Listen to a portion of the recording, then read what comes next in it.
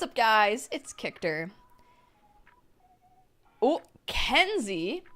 Kenzie says, hi, friends. Just finished taking some engagement photos. Oh my god, that's so exciting. Oh my god, that's so cute, Kenzie. Excited to see. Hey, Emma. What's up, Sumo, Shadow Dancer, the Wizard of Moss, Cup Noodle Cat, and Raisha, and Shayla, and Claybrick, and Sammy Keeper, and Storm. Hello, Kictor Nation. Kictor Nation, how we feeling? What'd you guys get up to today?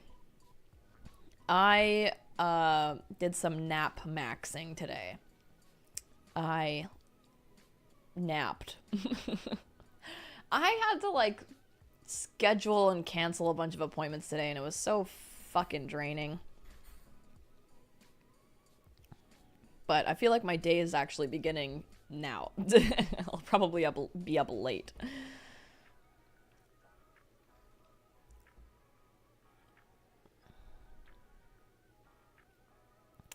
Quinn says, hi, Kictor, I got your Red String of Fate mug. No chai tea, so I'm drinking vanilla Earl Grey. Oh, that sounds really good, too. I love vanilla. I love Earl Grey. That would be sweet. Actually, I should have grabbed a drink for the stream. Oh, like, I want a coffee. Ooh, oh, we actually have... I have this, like, iced dirty chai mix. That would feel really good. Maybe I could persuade Stitch into making me one. We shall see. Forgot to do my shameless promotion.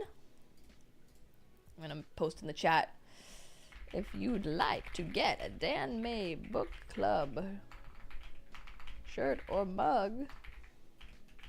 Red of String Fate, yes. Red String of Fate. Check out my shop.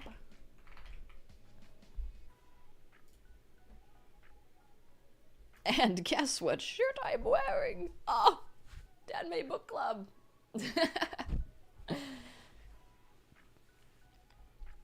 How was the ice cream? The ice cream, you know what? It tasted good, even though that guy was a dick. It was good. Hey, Kate. Kate says popping in for a bit before I go back to reading Case File because I'm obsessed now. Yes, I knew it would get you. I knew it would get you, Kate. That's so funny. Without spoiling anything, I'm really curious about like what point you're on. Can you give us a little blurb of what's happening? Oh god, Annika, gonna start Arha Volume 9. I send you all the good vibes. You know, I've been posting about how sad a certain scene in Arha Volume 9 was. And just me saying like, oh, Arha is so sad. I'm getting people messaging me being like, I know the wontons were so sad. I'm like, no, you don't get it. Oh, the stairs were so sad. No, you don't fucking get it, okay? It goes chicken soup, wontons. That's down here. And then what happens in Volume 9 is at the top. I cannot take any more. There is actually nothing worse that could happen. It is right here. And wontons were bad.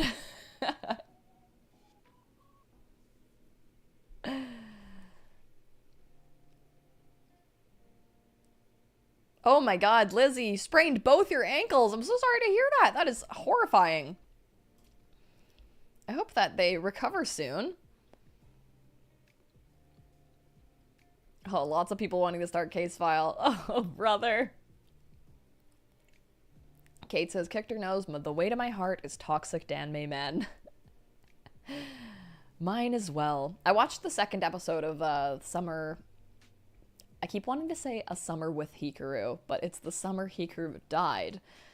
I watched the scene, if you know what I mean. It's so good. It's really, really good. Kate says, the chapter I just finished is where He signs up as a role that has a sex scene because for some reason Mr. Can't Get Hard, Shay Ching Chung, is the love coordinator. Oh my god. Okay, yeah. No, that scene's nuts. Oh my god, Shay Ching Chung has to, like, watch him, like, have sex with this woman, like, on a movie set. They had to bring in the doctor. Oh god, that's so funny. Rebecca has been a member for a whole year. Oh my god, Rebecca, thank you so much. Thank you so much for supporting me for a whole year. Rebecca says, just got home from a 12-hour shift. This is what I'm doing to de-stress, then off to bed for me. Oh, how nice. I'm so glad you could de-stress with me. Oh my goodness, that does sound like a stressful 12 hours. Oh my gosh. And I hope you can have a good sleep too. Ooh, Miss Rosie's at Pilates. Nice. I've never tried Pilates. I'm sure it's really hard. I'd like to try it. I worked out today. I did chest and back. Wizard of Moss says, I really want to start The Summer Hikaru Died, but also Spark is sending me the book, so I might read it first. Oh, nice. Yeah, I've read the manga. I haven't read the most recent volume, but yeah, it's good. It's the anime is so good. Sumo says, sending you power to get through Arha. Also, I feel like you just got through my favorite scene in the book. I don't know about that.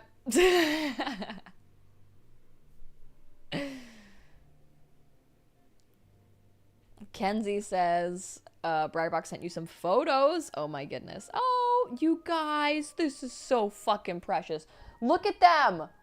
That is Briarbox and Kenzie. You guys look so good. Oh my god. And are those like your little matching pendants like Chuaning and Moran? That is so freaking cute. You guys look amazing. Oh, that's amazing.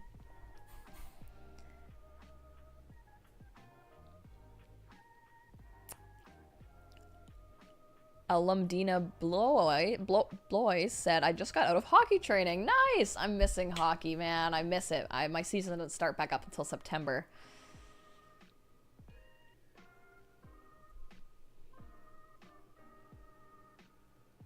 Quinn Silva says, do you remember when episode 3 of Heaven's Mini Blessing is supposed to come out?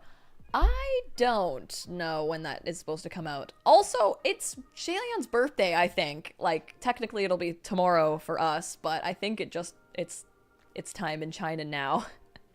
So happy birthday, Shalian! I'll say happy birthday to you more officially tomorrow, but...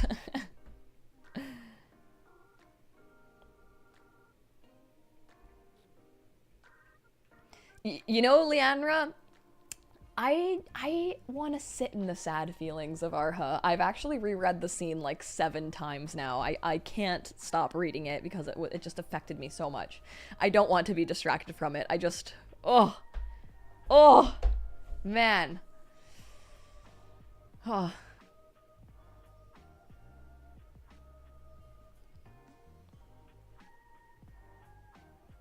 Kenzie says, we took the Toriki Ghetto and Gojo backpacks too. Oh my god, that's so cute. I'm actually talking to Toriki right now. That's so funny. I'll tell her that. Kate says, I posted my Shalian birthday art today in case I forgot tomorrow. Kate, seeing your post was what reminded me of it.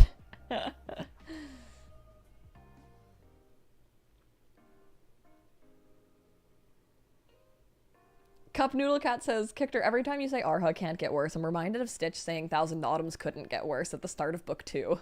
Oh shit. You know, Dan may just be that way. Shadow Dancer, thank you so much for being a member for 11 months. Shadow Dancer says, red string mug acquired, just waiting on the stickers. Oh, thank you so much. Yes, here's just, I got the sticker here. And then a Jung Chung kickflip sticker. And then the Kictor sticker. Thank you so much, Shadow Dancer.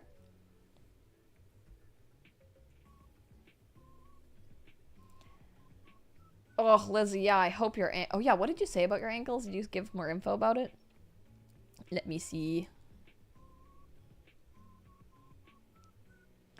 The worst part is if I go to the hospital, they can't really do anything. At most, they would wrap my ankles, give me some ibuprofen, send me home. But I only have 5 days left. Ugh, yeah. I mean, what's the, like, ice method? Like, fucking elevate it, ice it, ibuprofen, keep it elevated. Whoa.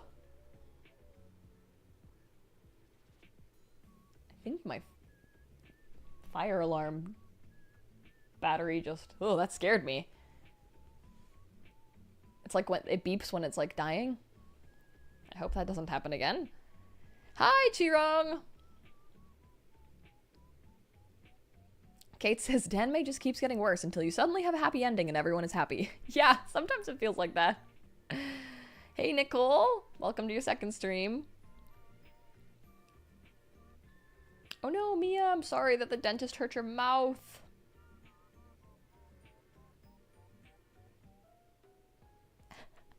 Dr. Sprout says, hey, I was watching the Legend of Exorcism book club and was wondering, you have guy friends. You can ask them if they compliment each other's cocks. Okay, I have an answer to this. And I think the answer is no. I think they're more likely to roast each other, not compliment each other.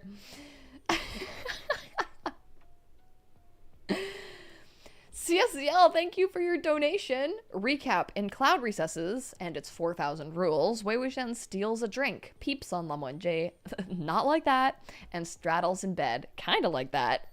Flashback to first meeting and Wei Wuxian getting thrown out of class.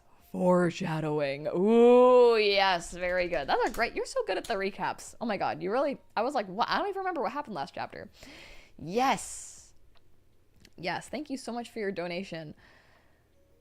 Yeah, Wei Wuxian is, like in the current timeline, an adult in Mo Shenyu's body, and Lan Wangji knows he's Wei Wuxian somehow.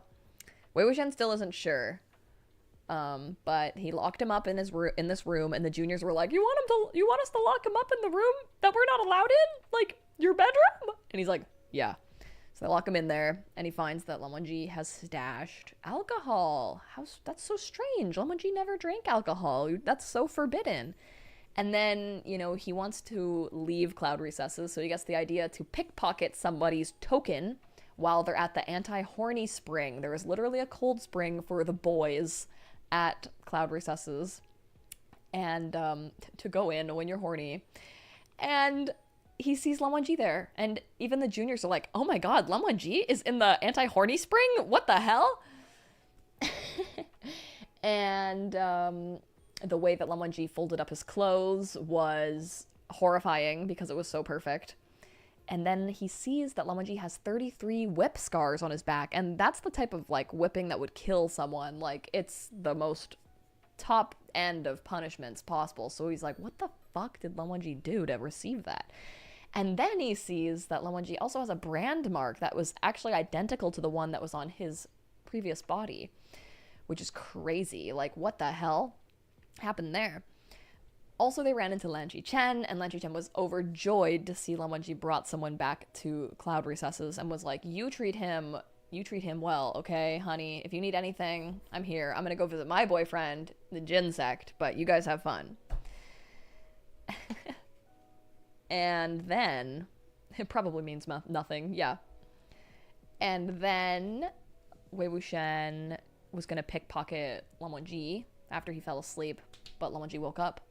So then Wei Wuxian was like, I'ma out-gay him again, and crawls on top of him and gets on top of him and, like, is it called cabedoning if you're on a bed? He's, like, right on top of him, and he's like, is this how you imagined being with me or something? And Lan Wangji's like this? Like, haha.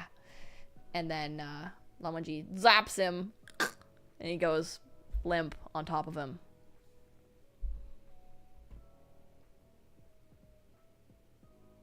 Kate says, wait until he finds Lan Qichen weed stash.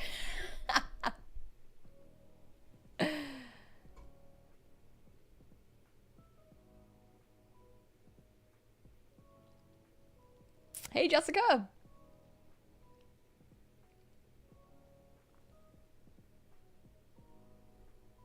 Oh, Lizzie, I hope you can get all of your activities done. I've been to Old Quebec City. That's cool. You went on a party yacht? That's sick! Oh my god, sounds like you're having an incredible summer. Amy says, the anti-horny spring cracked me up because the last D&D campaign I was in, anti-horny spray became a running joke. A spray bottle of holy water sanctified by a celibate god. Oh my god, that's hilarious. Midnight S says, and we're still in the longest flashback ever. Yes, it's a very long chapter. Flashback within a flashback. Oh yeah, I forgot. And then it then flashbacks. Oh my god, it goes even more. Tina, thank you so much for gifting a membership. I really appreciate that, Tina. Thank you. And Annika has been a member for 18 months. Thank you, Annika. And Annika says, so thankful for the stream. It's been a rough few days. Oh, I'm sorry to hear that, Annika. I'm here for you. I'm here to help distract you and hang out from you and give you an aggressive hug. And Ashiba came in for you. Oh, Annika, just for you. Lexi, do you want to say hello to everybody on the stream? Yes, you do. Oh, you're a good girl. Yes. Yes. Oh, such a pretty girl.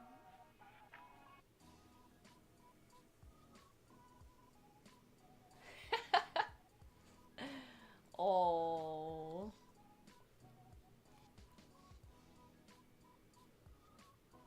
You're such a good girl.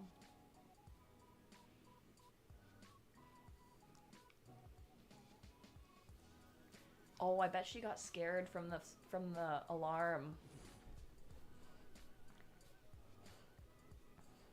Are you gonna support yourself? Okay, you're going down. Okay.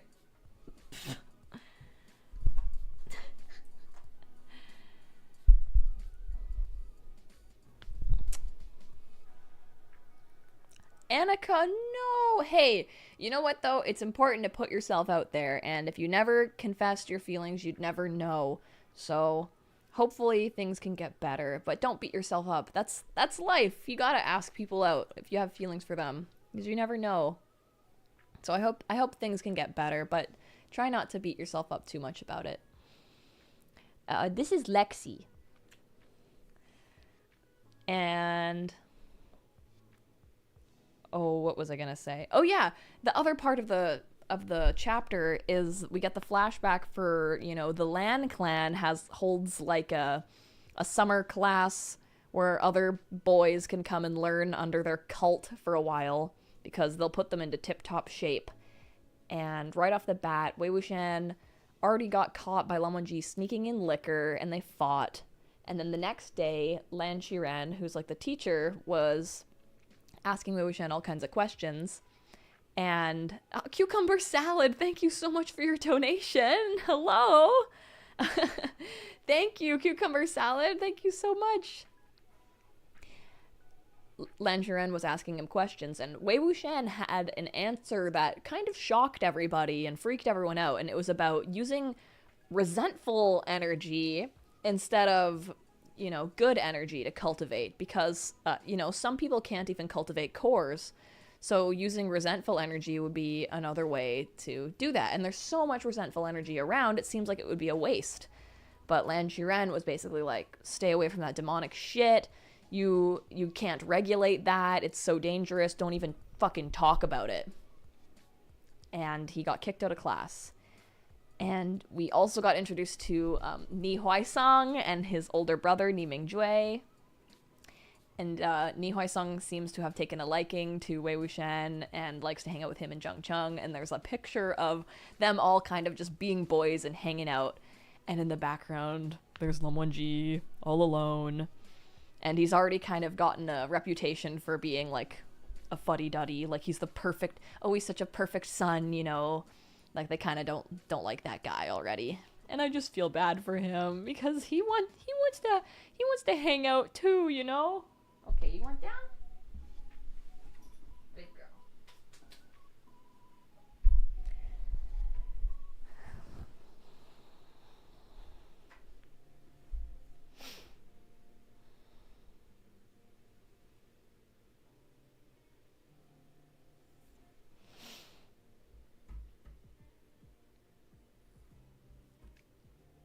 Poor Lan Wangji. Yeah.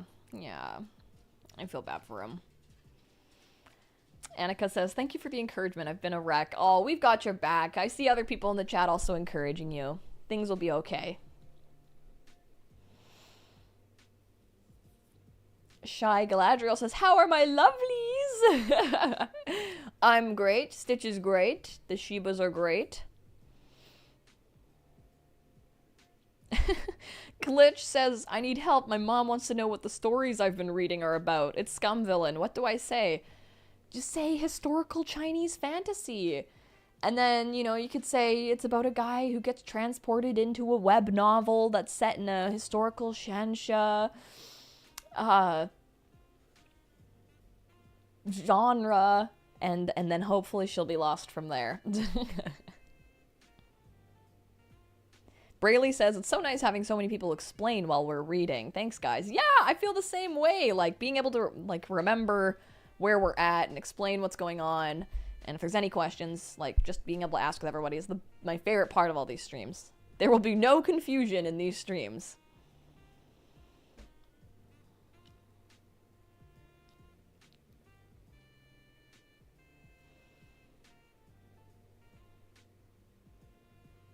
Stephanie, have fun at your concert. Thanks for popping in.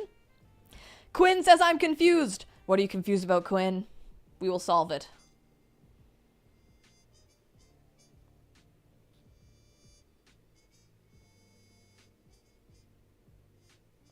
Shadow Dancer says, I casually mention historical Chinese martial arts stories with a lot of imperial drama. Most normies glaze over in the eyes by then, right? Yeah. Oh yeah, saying historical, political, imperial drama is definitely a good way to lose people. Nikolai, thank you for subscribing! Historical ancient Chinese political dramas, and they just stare. Quinn Silva says, what balls? Okay, that's fair. That's fair. That's fair to be confused on. What balls indeed.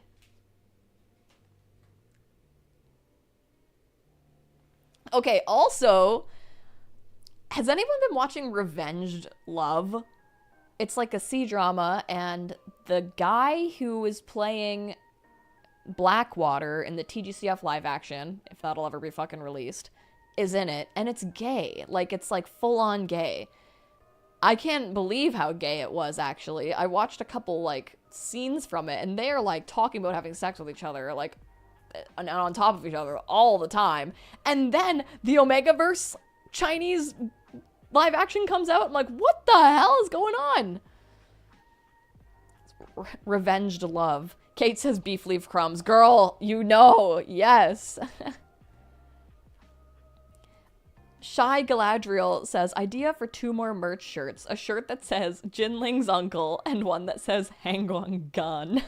Hangguan Gun? That's hilarious. Jinling's uncle would be a funny shirt. It's like, you know, you go out with like a bachelorette party and everybody has shirts that say like something silly on them, like I'm the so-and-so and I'm the so-and-so, and it's just all of them say I'm Jinling's uncle. Annika says, so we can have Omegaverse but no explicit Hualien scenes? Right. Their love is more gay than all of Omegaverse combined. And there's a scene where this guy is like going into heat and he's trying to reach for his like Omega suppressants and he doesn't get them in time. Crazy.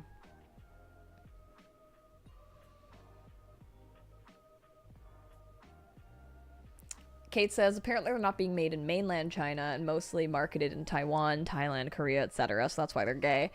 Crazy. Crazy that there's actually Chinese actors in them, though.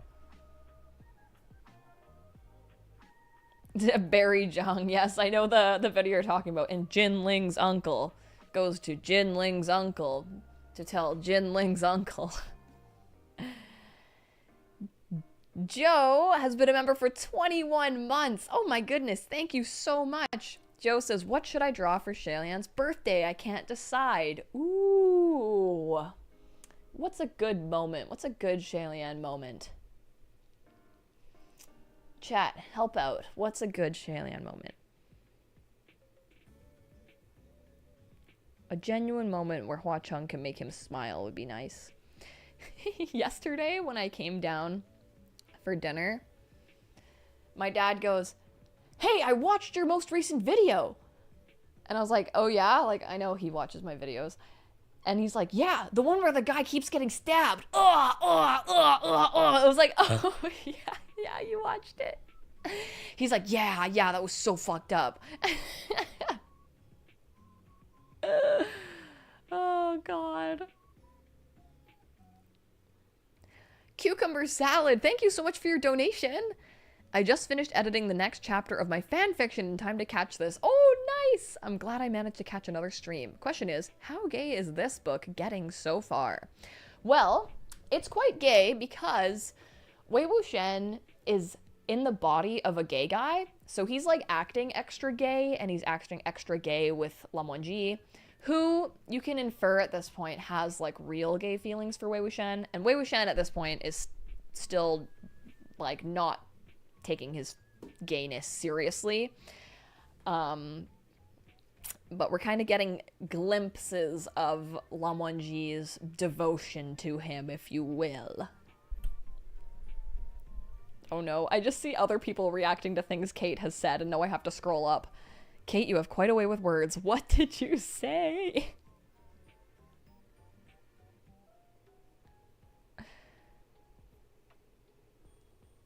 I can't even see what you said.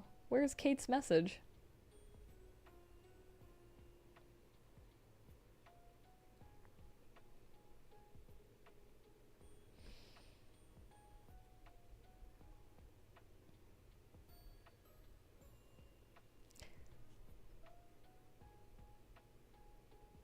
Well, it's not showing up on my end. Kate says, I love that I can be the side entertainment.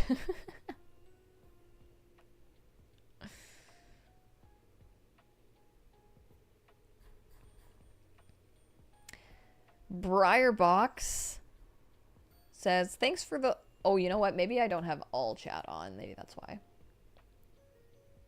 Kate says, you'll never find me. Kate says, when Shaylan says, I don't worship God, I am a god, then shoves his balls in everyone's mouths. YouTube hid that message from me. Oh my god. Yeah. Yeah, precisely. That's so funny, Kate. Oh my god.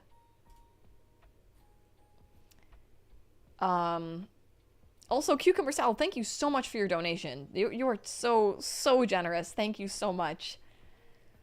Kate says, am I wrong? More like Hua Chung shoves his ghost balls in everyone's face.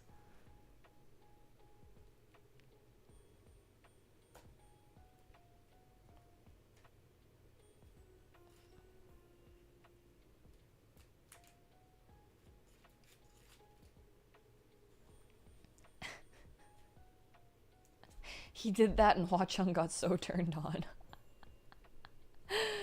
Oh my god.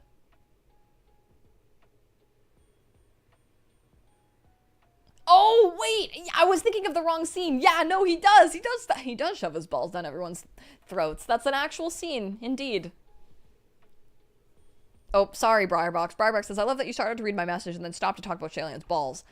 Sorry, it happens more often than you think. Briarbox says, thanks for the love on our photos. We just got home from the park. We're going to the aquarium tomorrow. I'm gonna go crash because it's been a long-ass day. Oh my god, have fun at the aquarium. That's awesome.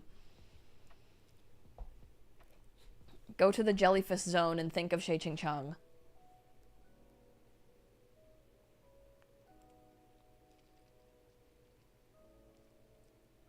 Nicole says, which scene contains Hua Chung's ghost balls?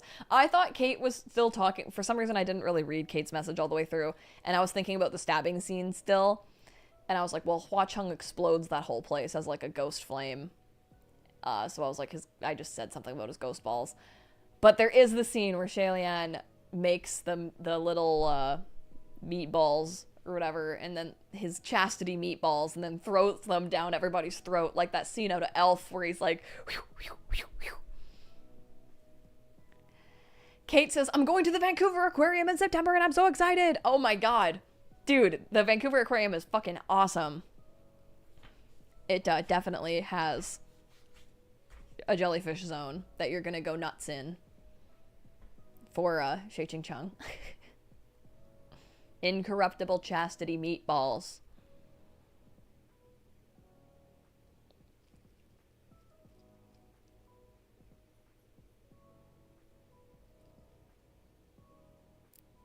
Oh no, Leo, I'm sorry the blood mites got you. I know mine are coming. I felt a little crazy yesterday. I feel like when I was younger, I never noticed myself like getting crazy, you know? But recently I've like I can tell. I'm like I'm a little crazy right now.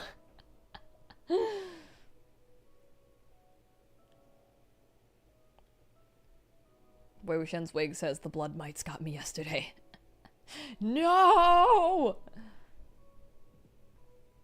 Sugar Kiss, thank you for gifting your membership. Thank you so much, Sugar Kiss. Oh, Sugar Kiss says, I'm gonna call it a night today. Still tired from the concert. Oh, was it good, Sugar Kiss?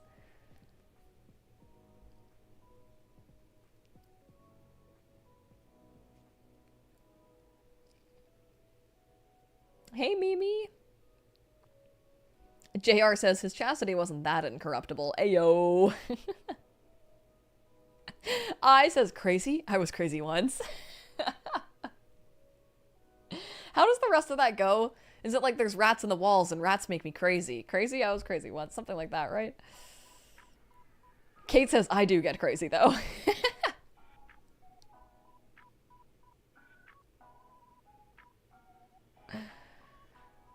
Sugar Kiss says Mingy was feeding the fans, also San. Oh my god, that's amazing. One of my friends like just got me into 80s, so that's so cool.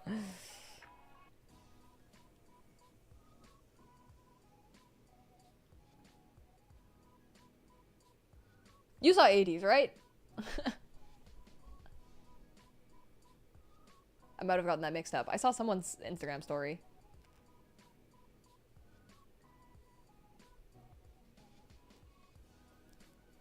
Kate says, I'm gonna dress up as Shay Ching-chung and be sad in the jellyfish zone.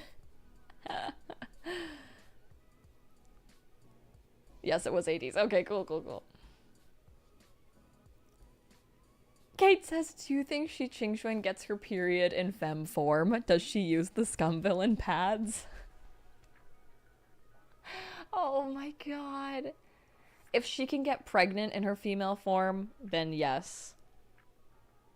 But then, okay, that would be so funny, you know? It's like, Shi Qingxuan prefers to be in her female form, and then, like, once a week, every month, she's male, and everyone's like, oh, like, I guess sometimes they prefer to be male or whatever, and he's like, I have found the loophole. Barry, there is an actual scum villain commercial for pads.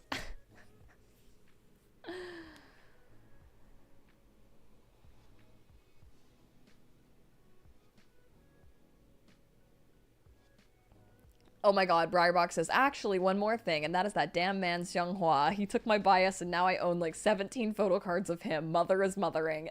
That's incredible. Absolutely.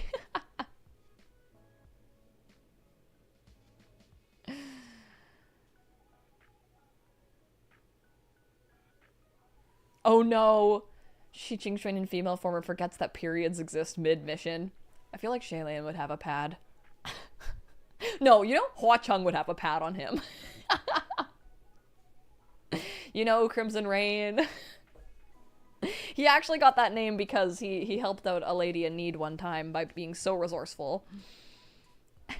Shaylin is a pad. Stop! Oh my god. Kate says she just barges into Blackwater Manor and yells, Ming Xiang, it's ovulation week! He's aware. He is aware. Just keeping stuff on hand. Stop! Oh my god. Oh my god. Oh!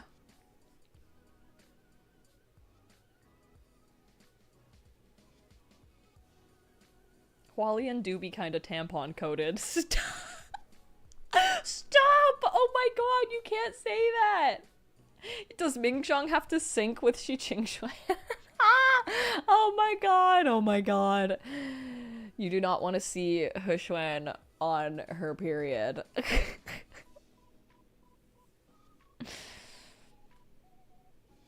Wei Wuxian's wig says, Hua Chung keeps pads for whenever Shailian bleeds, which is at least once every day. Oh my god, no. Yin Yu would have a pad if Hua Chung does. Yes.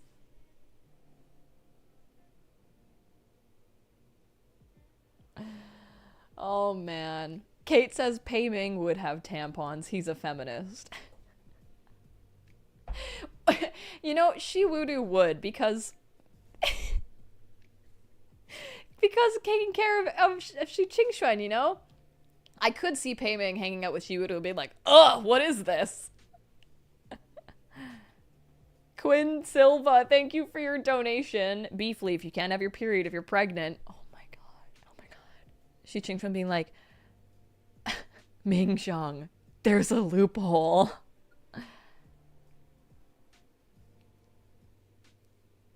Leo says this is cheering me up so much. Oh my god. I'm glad. Leandra says the other option was, what if the cycle happens no matter what form, or does it reset? Like Shi Qingshuan turns female and then gets hit with it immediately because she lost track of time. Oh god. Yeah, it's like inevitable. Like you have to have it happen. It's like no matter how much time you spend male, when you come back female, it's you just gotta have it. Forgetting Envy says Hua Chung has every flavor of tampon. Stop. Oh my god. Yeah, what flavor tampon did you need? Oh my god. Kate says can confirm not having a period for 18 months was great. Holy shit.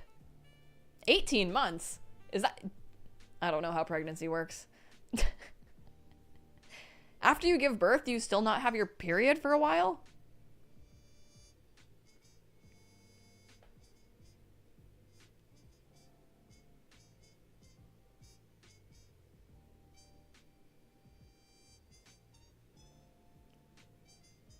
Wei Wuxian's wig says, maybe that's why Shailan doesn't go into his woman form. He's afraid of the blood mites. You know, makes sense. He's like, I've been through enough fucking pain.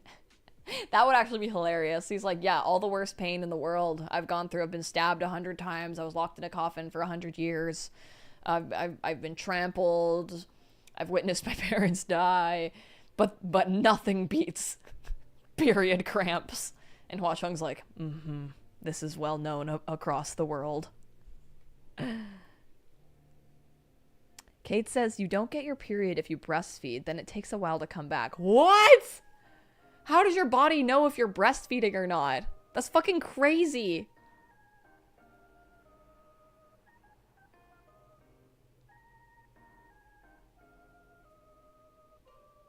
There was a frog you would pee on to see if you're pregnant? What?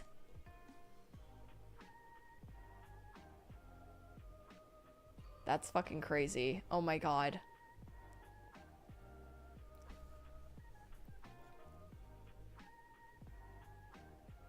How does it know? Your body is the one doing it, right? But like, I mean, correct me if I'm wrong, but like, doesn't the milk just come out of you regardless?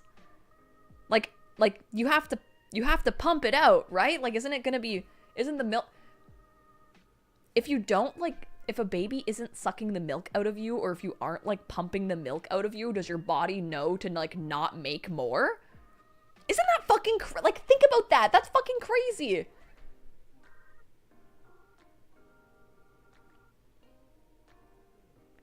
You can, how long can you breastfeed? How does your, nothing else with your body does that, right? Like, that's kind of fucking magical. Like, there's actually, the more you use, the more you produce. What part of the act of breastfeeding is what triggers your body into knowing it should make more? You can breastfeed forever if you keep milking yourself, technically.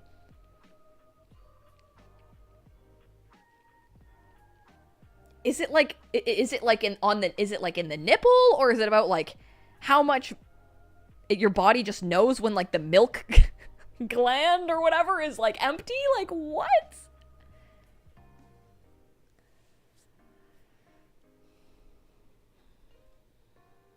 As long as you pump out milk, the body will keep producing it. So when you wean the baby off milk, that's when the body will slowly stop. So your body just... That is fucking magical. That's just something I've never fucking thought about. Because I don't have any siblings, so I was never around, like, babies.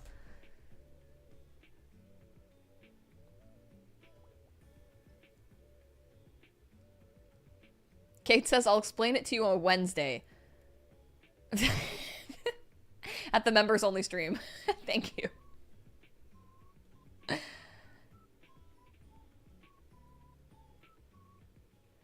Rosalinda says, some people actually overly produce milk. That's why some women will actually pack and sell breast milk to others that can't produce. Okay, that makes sense.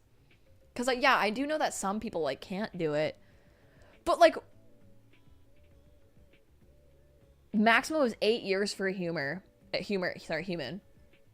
But that takes a toll on the skeleton. Is it because it's, like, using up all your calcium?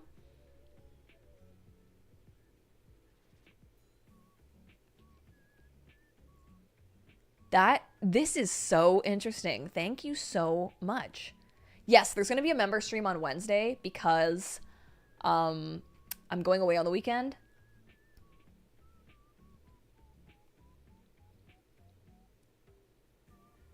Kate says breastfeeding fucked up my hair.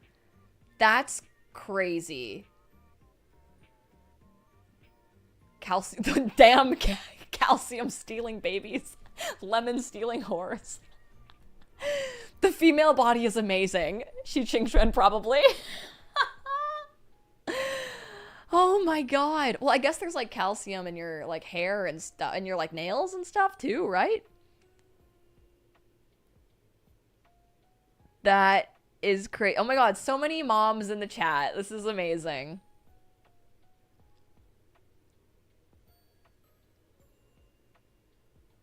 The baby takes all that stuff to grow. Fair enough, fair enough. I feel like it just gets to a point in your life where, like, I know I'm not gonna have kids, so I have not thought about this stuff.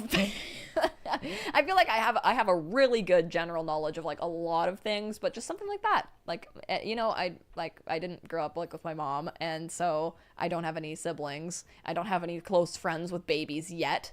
I'm sure soon, in a couple of years, when I have friends with kids and stuff, I'll know. Spark Major says, I am keeping my fucking calcium, thank you.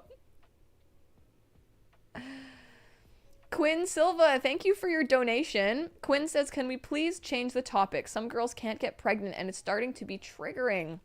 Quinn, I'm very, very sorry to hear that. I want to be sensitive to everybody, and I was just enjoying the conversation, but this is a danmei stream, and you're right, we should get to reading, but it was very fun getting to know all of the facts from all the mothers who chimed in the chat.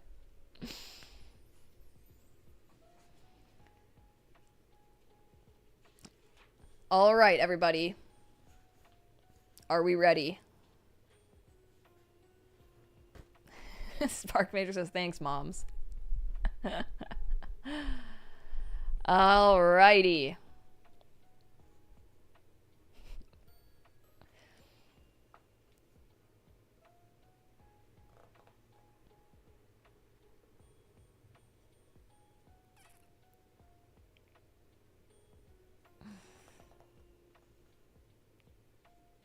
Recap. Okay, quick recap.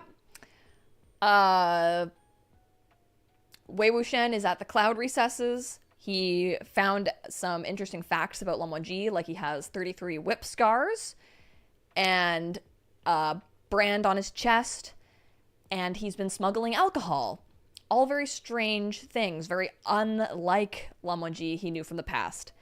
He also tried to steal Lan Wangji's jade token while he was sleeping and crawled on top of him, and a kind of little flirty moment happened, and Lan Wangji then knocked him unconscious, not unconscious, paralyzed. So he like is trapped on top of him and is sleeping on top of him. Then it jumps into a flashback of the past where the all the boys from like the neighboring sects go to the Land Clan when they're all like 15, I think. And Wei Wuxian's already causing trouble. He smuggled in some alcohol. He fought with Lan Wangji. He got picked on by the teacher to answer questions about cultivation. And Wei Wuxian brought up, you know, like using demonic, or not demonic, what's the word? Resentful energy instead of like the good chi or whatever. And that made the teacher very mad and kicked him out. Resentment, yes, good word. Wei Wuxian was told to leave and said, all right, bet, and he left. And then... Oh, Quinn, you can't leave! I'm so sorry, Quinn! We're jumping into the book now. And then... There's this picture, okay? There's this picture of Lan Wangji all alone while everybody else is having fun. And Lan Wangji is the golden child. Something in the book I actually didn't know was that it said that they like toured around with Lan Wangji and Lan Qichen as like the perfect little boys. And I'm like, they toured around like they were a little circus. You know, like, oh, look how perfect they are. Look at how amazing their golden cores are. They can do fucking backflips. They can do a kickflip on a sword, you know? So he's kind of like this strange example of, like, perfectness. And Wei Wuxian's kind of like, fuck this guy, you know? But yeah, any pictures where you can kind of see him as, like, an outcast while the boys are just kind of getting to be boys, it just makes me so sad. But yeah. All right, let's jump in. Forgetting Envy says, but also, fuck that guy. Spark Major says, put my good boy on display. Literally. Joe says, can he ride a sword in his new body? Oh, good question. I know there is something about the sword that comes up later. CSCL says, why would you put him in charge of discipline and then expect him to make friends? Yeah, isn't there like a whole thing? Lan Qichen is the one who wants Lan Wangji to make friends. But, like, yeah, how is the guy who's in charge of discipline gonna be able to make friends?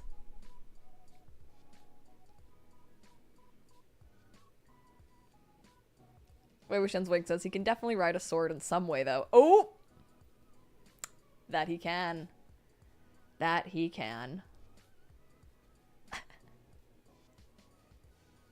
Nicole says, Lan Wangji is probably emotionally closed up because nobody taught him to express them, expecting him to be perfect. So sad. It's true. It's true. I do know that we do get to see a little bit more into his childhood, which is extra sad as well. Spark Major says he doesn't need friends. His uncle said so. I don't need friends. They disappoint me. Hey, Night Owl! All right.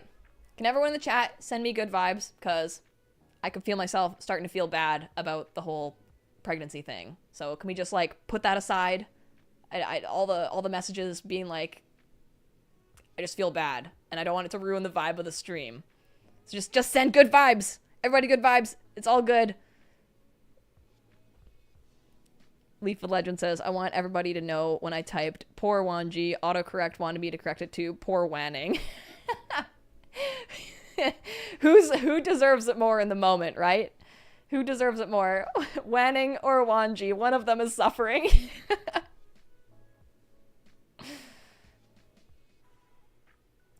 Thank you, Cucumber Salad. All the good feels. Okay. Remember Stray Guppies. Yes. Shalian and Stray Kids. We're good. 6 vibes. Thank you, Everything Exploration. Spark Major says, not my Wanning. And thank you, Annika. See, we're comforting each other. It's a beautiful thing. Okay. Oh, Danielle. Okay, you guys are the best. All right, let's read. What's happening? Okay, so Wei Wuxian was talking about the resentful energy thing, and Zheng Cheng says, enough, Zheng Cheng warned. You can talk about it all you want, but don't actually go down those deviant paths. Wei Wuxian laughed. Why would I leave the grand avenue under the sun to walk the single-planked bridge in the shadows? remember that.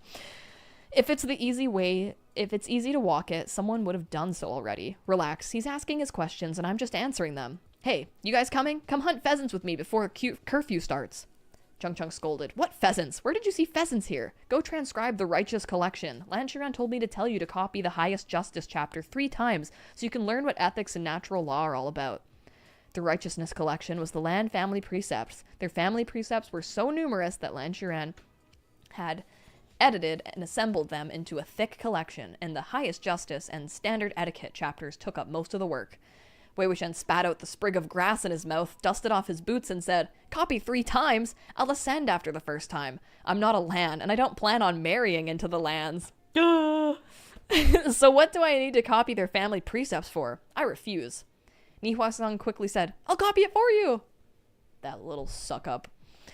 There's always something fishy about someone being so helpful out of nowhere, Wei Wuxian said. Go on, tell me. What do you need from me?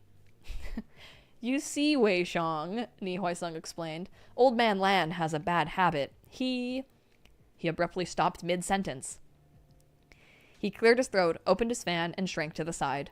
Wei Wuxian knew something was up, and when he looked around, sure enough, Lan Wangji was standing a distance away under a lush, ancient tree.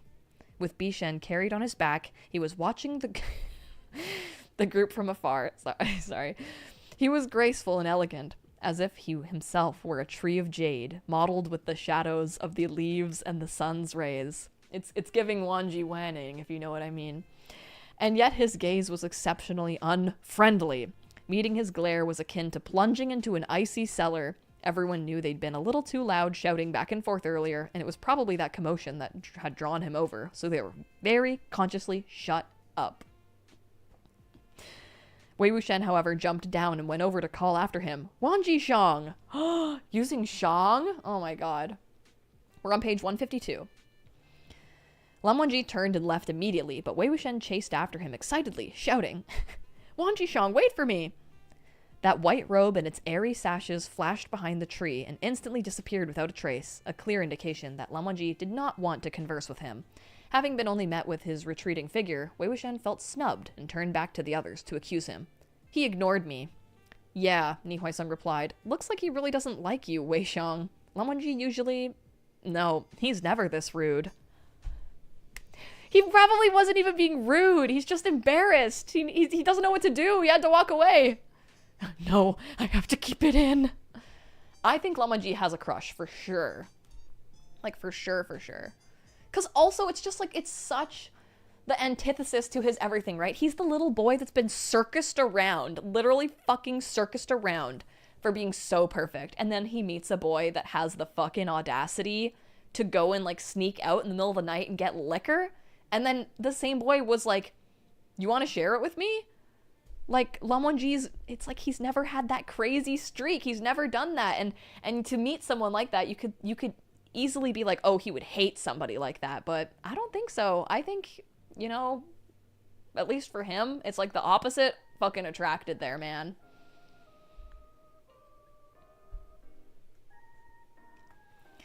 He hates me already? I was gonna apologize. Zheng Cheng said sardonically. Now you're apologizing? Too late. Just like his Shufu, he probably thinks you're completely evil. A bad apple.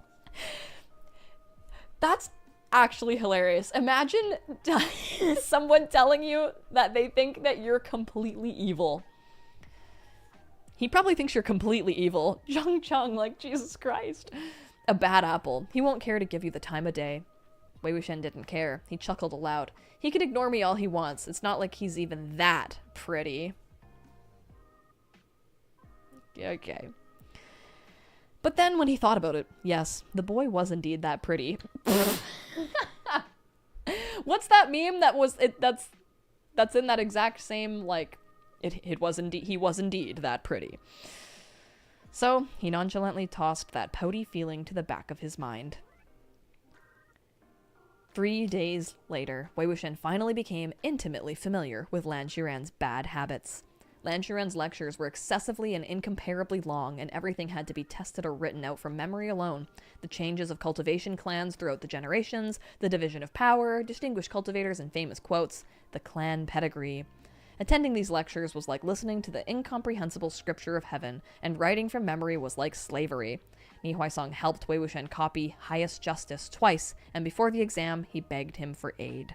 Please, I beg you, Wei Shang. This is my 3rd year attending school at Gusu. If I get another Yi evaluation, my older brother really will break my legs. Differentiating between all the direct bloodlines, the collateral bloodlines, the head family or branch family, juniors from prominent clans like us can't even get our own relatives straight.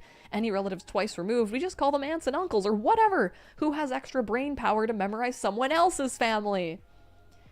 That's like us trying to figure out who's who in the books. Hey, Spark Major! An entire tub of ice cream. What flavor of ice cream did you get? That sounds great.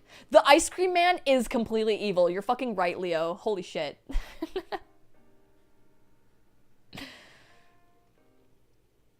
During the exam, all the little cheat sheets flying about were intercepted by the sudden appearance of Lan Wangji, who also caught the troublemaking ringleaders. Lan Qiren was outraged and sent letters to every major clan to lodge complaints with profound bitterness.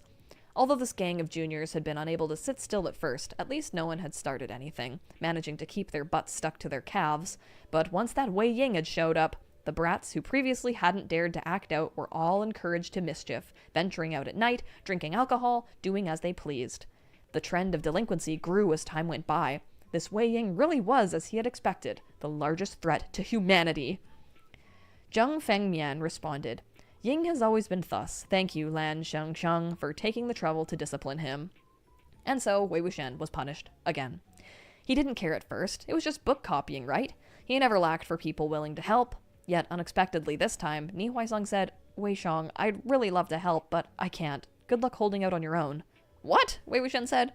Ni Huaisong paused and then continued on. Lan Shengsheng said this time you'll have to copy Highest Justice and Standard Etiquette at the same time.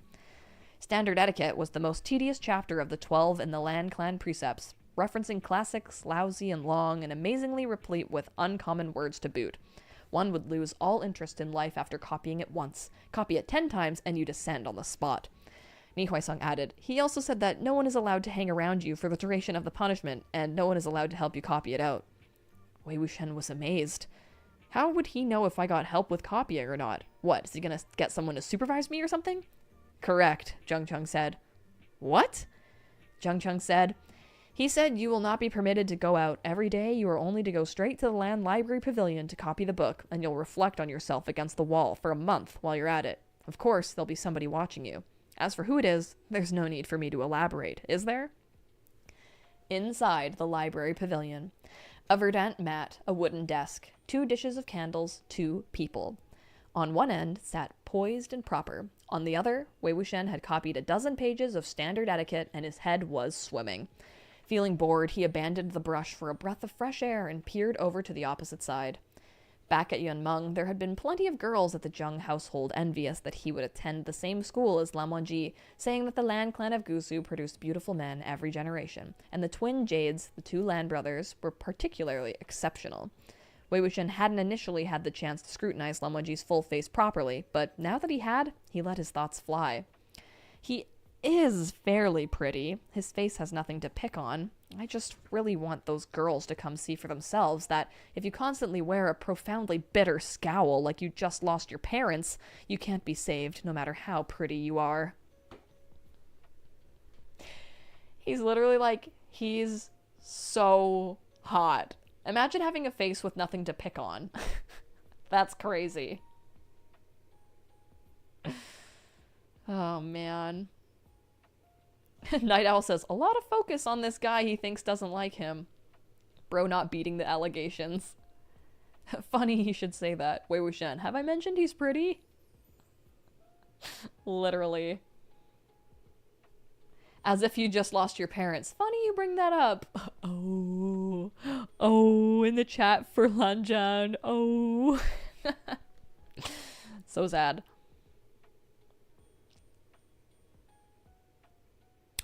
Cucumber Salad says, can we be reminded of how to turn on gifts?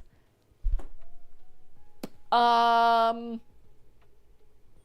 do you turn on gifts? Is it the... I'm not sure how to do it.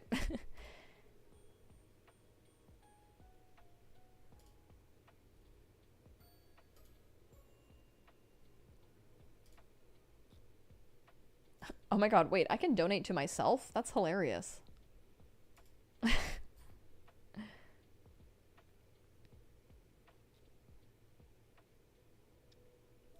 Is it... do you have to have a profile that's like...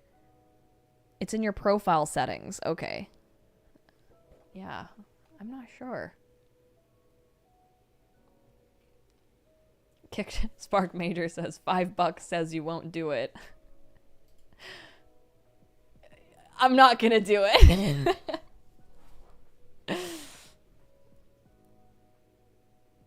I think I'm gonna send myself a little treat.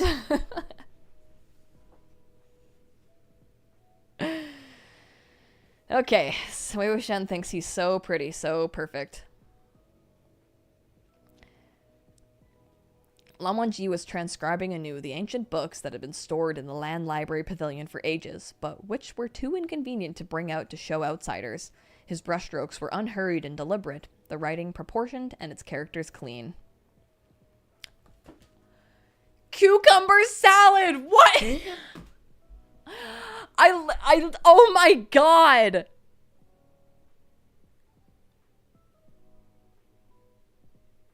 What? Cucumber salad, what? Oh my god. Oh my god, thank you so much, Cucumber Salad. You know, I didn't assume. I literally didn't assume. I was like, oh yeah, for some people, I guess if there are gifted memberships, I did not assume once you were going to do that. Oh my god. Thank you so much. Oh my god, you are amazing. Thank you so much. You make me feel so blessed. I am surprised. Every single time anybody ever donates anything, anytime Cucumber Salad has spoiled me, I have never once expected it. Thank you so much. Oh my god, I really appreciate it. That is just so kind of you. Thank you so much, Cucumber Salad. Oh my god. Spark Major says Senior Salad at it again. Thank you. Oh my gosh. Cucumber Salad, just please know how much that means to me. Thank you so much. Cucumber Salad says, you should know me by now. Shaking my head. But I can't ever assume that something like that's gonna happen more than once, or more than twice, or more than 3 times, or 4 times. But for real, like, if you never ever send anything ever again, I would never ever once assume. Like, if I see you in the chat, I'm just happy to see you there. It's not because I think something's gonna happen. I assure you of that. Like, I am not somebody who ever gets their hopes up for anything like that, you know? Like, I'm always just happy to live in the moment. So that genuinely takes me by surprise every time. Thank you so much. Spark Major says Kichter walks into it every time because she's that humble. Like, I'm not expecting it, genuinely, yeah. Oh my god. Well, I really appreciate it. Thank you so much. Oh. I hope that some people that wanted to become members got their membership gifted. Thank you. I really appreciate it. Oh, and I was feeling so bad from earlier, so that helped a lot. Thank you. You restarted my heart. Esper Lady says Kichter's keeping it real. Yes, welcome to the membership, new members. Oh my god, so many new people to play games with. And you know what? In our membership, we have some freaking talented people. Like, oh my god, in the games we play, like, we have some incredible artists, some incredible writers. And you know, even if you don't think you're a good writer or a good artist, it's still so much fun to play with people that just, like, love danmei and just love hanging out and are so funny, you know? So we'll definitely have fun on Wednesday. Oh my gosh, you're the best, Cucumber Salad. Thank you so much. Oh, okay. Holds book upside down. Where were we?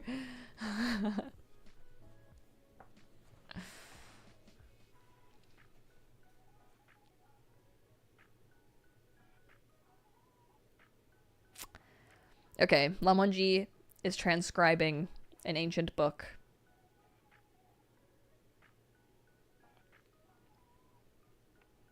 that was too inconvenient to bring out to show outsiders. Cucumber Salad says, yeah, I wanted to bring the good vibes, but waited till you took a little break. Oh, you're so sweet, Cucumber Salad, and thank you for another donation. Like, what? Oh my god. Thank you. Thank you so much, Cucumber Salad. Thank you. I wish I could give you a giant freaking hug for so many reasons. Oh my gosh. Thank you so much. Okay. His brush strokes were unhurried and deliberate, the writing proportioned and its character clean. Wei Wuxian blurted praise in spite of himself. Beautiful writing, best of the best. Lan Wangji remained unmoved. Wei Wuxian seldom kept his mouth shut for such a long expanse of time. He was going crazy. He thought, this guy is so dull. If I sit here with him for hours a day for an entire month, won't that kill me? Having thought this, he couldn't help but lean forward a bit. Wei Wuxian was very good at finding ways to amuse himself, and he was especially an expert in finding joy amidst suffering. Since there was nothing else to play with, he could only play with Lan Wangji. Wangji Shang, he said. Lan Wangji steadfastly stood his ground. Wei Wuxian tried again. Wangji. It fell on deaf ears. Wei Wuxian continued. Lan Wangji. Wei Wuxian persisted. Lan Zhan. Lan Wangji finally paused in his writing and looked up with a cold gaze. Wei Wuxian dodged back, raising his hands in defense. Don't look at me like that. I only called you by your birth name because you won't answer to Wangji. If you're not happy about it, you can call me by my birth name too. Oh my god. They're already going to be so close. They're already so close. Put your legs down, Lan Wangji said. Wei Wuxian's sitting posture was extremely improper, with his body slouched and his legs propped up. Seeing that he'd finally been able to tease Lan Wangji into talking, he was secretly delighted, like he'd seen the bright moon at last after waiting for the clouds to part. He obediently put his legs down, but leaned forward in the process without realizing it, his arms pressing down on the desk, still in an unmannerly sitting position. He asked sternly, Lan Zhan, I have a question for you. Do you really hate me? Lan Wangji lowered his eyes, his lashes casting light shadow over his jade-like cheeks. Wei Wuxian said promptly, Oh, don't. Ignoring me after a few words, I want to offer you an apology, to say sorry. Look at me. Also, okay, Lan Wangji just being described, his lashes are so fucking thick. Like, picture that SpongeBob meme of the lashes that are like... They're casting light shadows over his jade-like cheeks. That's crazy. That's a crazy thing to say about another boy. Wei Wuxian said promptly, Oh, don't. Ignoring me after a few words, I want to offer you an apology, to say sorry. Look at me. After a pause, he continued, Won't look at me? Fine. Then I'll go ahead. It was my fault that night. I was wrong. I shouldn't have scaled the wall. I shouldn't have drunk the booze. I shouldn't have fought you. But I swear I wasn't trying to provoke you on purpose. I really just didn't look at your family's rules. The family precepts of the Zheng clan are all passed around by word of mouth. None of it is written down. I never would have done any of that otherwise. Never would have drank an entire jug of Emperor's Smile in front of you. I'd have it tucked in my robes and snuck it back to my room to enjoy. I'd drink it every day. I'd share it with everyone, and we'd all have our fill. That was his inner thought. Wei Wuxian continued, Besides, let's be reasonable here. Who was the one to start the fight? You. If you hadn't made the first move, we could have talked properly and cleared up that little misunderstanding. But if someone attacks me, I have to fight back. You can't blame me for that. Lan Zhan, are you listening? Look at me. Lan Gongzi? He snapped his fingers. Lanar Gaga? Come on, grant me some face. Look at me. It's kind of giving notice me. Notice me, Shizun. Without lifting his eyes at all, Lan Wangji said, Transcribe it all in additional time. Wei Wuxian instantly slumped to the ground. Don't be like that. I said I was sorry. Lan Wangji exposed him heartlessly. You are not remorseful in the least. Wei Wuxian said without any dignity, I'm sorry, I'm sorry, I'm sorry, I'm sorry, I'm sorry, I'm sorry, I'm sorry. I can say it as many times as you like. I can even kneel and say it. Lan Wangji put down his brush. Wei Wuxian thought he had finally had enough and was going to punch him, but just as he was about to flash him a silly grin, he suddenly realized his upper and lower lips were glued together, and he could laugh no more. His expression dropped drastically, and he struggled to speak. Lan Wangji closed his eyes and let out a small sigh. When he opened his eyes anew, he was tranquil once more, picking up his brush as if nothing had happened. Wei Wuxian had already heard of how abominable the land silencing spell was, but he had refused to believe the hearsay that it could actually silence him. Yet after doing all he could, scratching his lips until they were red, he still couldn't open his mouth no matter what. And so he pulled out a sheet of paper, his brush flying over it rapidly, before he tossed the note over. Lan Wangji cast a glance at it. It said, "Frivolous." Then he rolled the paper into a ball and tossed it.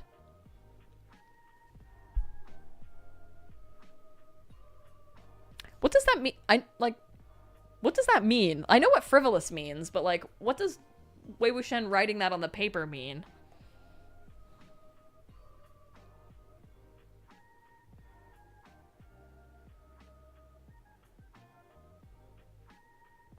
Oh, he said frivolous.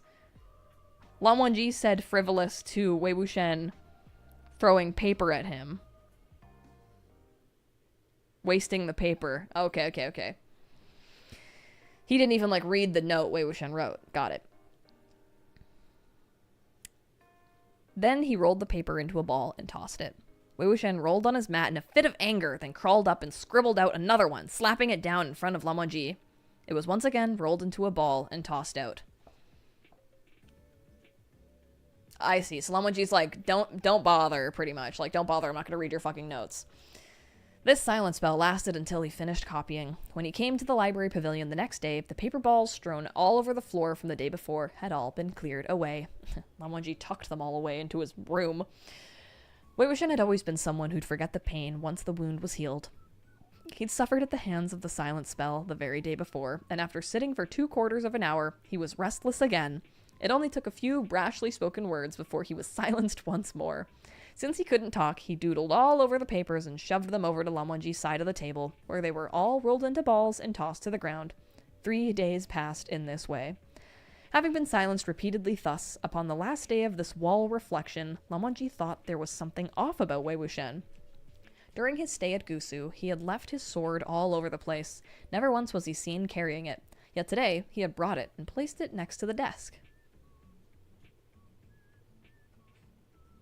There's a Shiba going crazy in here. Hey, Link. Come here. She just came in, started chewing my mat, and then left. Happens.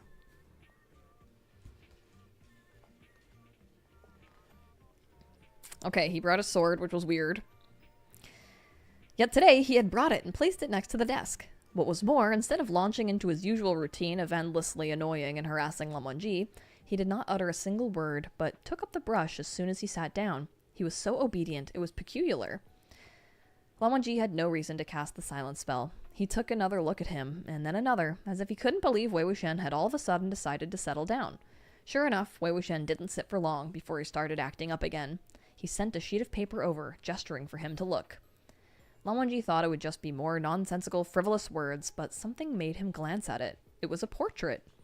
The subject was sitting prim and proper, reading silently by the window, the expression and demeanor remarkably realistic. It was him. Wei Wuxian saw he hadn't moved his eyes away from the paper and curled his lips, quirking his brow at him. He winked. There was no need for words. His meaning was plain as day. Doesn't it look like you? Is it good? Lan Wangji said unhurriedly, "To waste time doodling instead of copying the text, I believe your punishment will never end." Wei Wuxian blew at the still wet ink on the portrait and replied nonchalantly, "I already finished, so I'm not coming tomorrow." Lan Wangji's long, slender fingers seemed to falter for a second over the yellowed scrolls before flipping to the next page, surprisingly not silencing him. Seeing how his tricks didn't work, Wei Wuxian lightly tossed the drawing his way. "For you." The drawing landed on the mat, but Lan Wangji showed no signs of taking it. In the past few days, Wei Wuxian had written to curse him, to curry favor, to admit fault, to beg for mercy, to scribble out more random drawings. The papers were all treated the same way, so he was used to it and didn't mind. Suddenly, he said, "I forgot. There's something I gotta add for you." Then he picked up the paper and a brush, adding a few strokes. He looked at the drawing, and then at the real person, and then fell to the ground laughing. Lan Wangji placed his book down and cast the paper a glance. As it turned out, Wei Wuxian had added a flower next to his ear in the drawing. His lips seemed to have twitched. Wei Wuxian crawled upright and cut in first. Frivolous, right? I knew you were going to say frivolous. Can you switch it up? Maybe add a word or two? Lan Wangji said coldly, exceedingly frivolous. Wei Wuxian clapped. Added a word as expected. Thank you. Lan Wangji withdrew his gaze and picked up the book he'd placed on the desk earlier, flipping it open anew. He had only taken a brief look before he threw it away as if he'd been burnt by fire. What he'd been reading before was a Buddhist sutra. When he opened the book and glanced at it just now, his vision was assaulted by naked, entangled figures, revolting to the eyes. The volume he had been reading at first had been swapped with erotica, with a cover to disguise it as a sutra. He didn't need a brain in his head to guess who had done the good and generous deed. It had to be a certain someone who had done it while he was distracted by the drawing. Not to mention, Wei Wuxian had no intention of pretending otherwise at all, and was laughing uproariously while slapping the table. Ha ha ha ha ha ha ha! The book was thrown to the ground as Lan Wangji instantly retreated to the corner of the library pavilion like he was avoiding a venomous creature. He roared in extreme outrage, Wei Ying! Wei Wuxian was laughing so hard he was practically rolling underneath the desk. Arduously did he finally raise his hand. Here! I'm here! Lan Wangji swiftly drew Bishen. Wei Wuxian had never seen him so flustered in the time they had known each other. He hastily grabbed his own sword, flashed 3 parts of the blade out of the sheath, and reminded him, Manners! Lanar Gongza, watch your manners! I've brought a sword today, too. If we start fighting, what's going to happen to your family's library pavilion? He had already anticipated that Lan Wangji would be shamed into anger, so he had brought a sword for self-defense, in case Lan Wangji accidentally stabbed him to death in his rage. Lan Wangji pointed at him with his sword, those light-colored eyes practically shooting flames. What kind of person are you? What else can I be? Wei Wuxian replied. A man! Shameless! Lan Wangji denounced scathingly. Do you need to feel shame over something like this? Don't tell me you've never seen that sort of thing. I don't believe it, Wei Wuxian said. Lan Wangji's biggest disadvantage was not knowing how to curse. After needing a good moment to contain himself, he finally waved his sword at Wei Wuxian with a face of frozen frost. Go out! We will fight! Oh my god. The fact that there's like this sexual undertone to this since he like showed him like a porn book is like nuts. Oh my god. Wei Wuxian shook his head repeatedly, pretending to be cute and obedient. Nope, no fighting. Didn't you know, Lan Gongzi? The cloud recesses prohibits private fights. He was about to pick up the discarded book when Lan Wangji rushed over and took it. Wei Wuxian quickly guessed that he planned on using the book as evidence to report him, so he intentionally asked, What are you so grabby for? I thought you weren't going to look at it. You want to now? You don't have to be so aggressive if you do, you know. I borrowed it specifically to share with you. Now that you've seen my erotica, you're my friend. We can keep sharing. There's even more. Lan Wangji was completely pale now as he enunciated each of these words. I will not look at it. Wei Wuxian continued to twist the truth. Why are you grabbing for it if you're not going to look? Keeping it for yourself? That won't do. I borrowed it from someone else. When you're done, I have to return it. Hey, stay where you are. If you come too close, I'll get nervous. We can talk. You're not thinking of handing that thing in, are you? Who will you hand it to? To your Shufu? Lanar Gongza, is that something that can be shown to the clan elders? He'll definitely suspect you've already peeked at it yourself. You're so thin-faced. Won't you die of embarrassment? Ooh, he's got him there. He's got him there. Lan Wangji's spiritual power poured into his right hand, and the book was ripped into thousands of shreds that whirled into the air and then fluttered down. Seeing that he successfully destroyed the evidence, Wei Wuxian relaxed and pretended to feel regret. What a waste! He plucked a piece of the shredded paper from his hair and held it up to show Lan Wangji, who had gone pale with anger.